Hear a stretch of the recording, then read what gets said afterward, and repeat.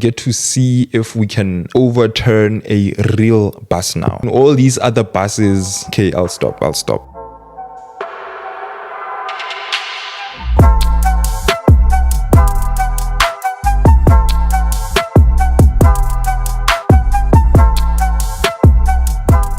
What's going on, people?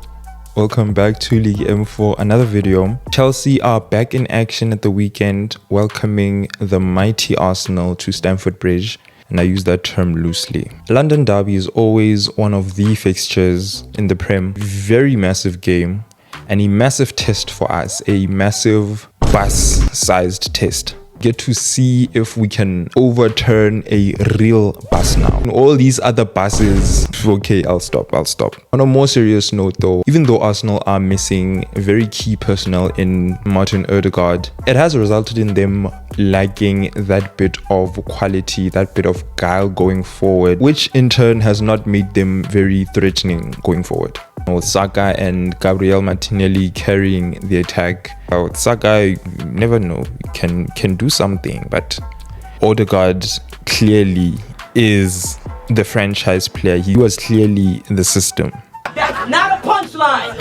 That's real fact. All they do when they attack is just get the ball to the wings, cross into the box, hope for corners, look to win fouls, get set pieces. The way they are now, I don't think they're very threatening in open play. But I do imagine that the coach Mikel Arteta has studied us and he understands where we fall short. I think it's very clear to see. We know where we fall short. In his post-match interview against Inter, he told the journalists so confidently that the way they played against Inter, they could still get the win against us. We shouldn't let that slide. I imagine that Arsenal will look to step out in the beginning of the game, try to catch us out, try to get us to make mistakes. Maybe they will press a bit high and overload in the midfield, try to catch us out. And when they get the ball, they will get it to the wing, they will make those crosses, see what they can do, look to win corners, look to win free kicks, because that's where they've been most dangerous of late, and that's honestly where the danger is for me. The boy is busy penny. That is an area that I am very worried about, given that we have one of the worst metrics in terms of set pieces. Our centre backs not even being combative enough in the air. And whenever we get the ball, I think they will have 10 men behind the ball and look to absorb pressure. But I am fully confident that if we play our game, stick to our plan, we can come away with something. I mean, there's honestly no reason why we shouldn't, why we can't. Starting 11 that I think we will see against Arsenal. I think here and there, I'll name some of the players that I think should start. They would give us the best chance at victory. I'll also tell you what I think Maresca is going to opt for. So in goal, Lucas Bergstrom, Kabapal, I'm kidding. Robert Sanchez in goal. I'm begging you. Bob, I'm begging you, no mistakes, please. At right back, I think we're going to see Reece James. I think he's getting there fitness-wise. We actually need a bit of pace and power to keep the likes of Martinelli quiet. I think we'll see Gusto get dropped and Reece James start. Our centre-back partnership, Wesley Fofana and Levi Colwill. I actually think we need more of Tosin's aggression and aerial dominance. It will always be the number one pairing for me, but I think we're going to see Fofana and Colwill. I need them to be combative in the air in this game. And I think having not played in midweek, we're going to see Marco Correa start at left back, meaning Gusto will get dropped for real.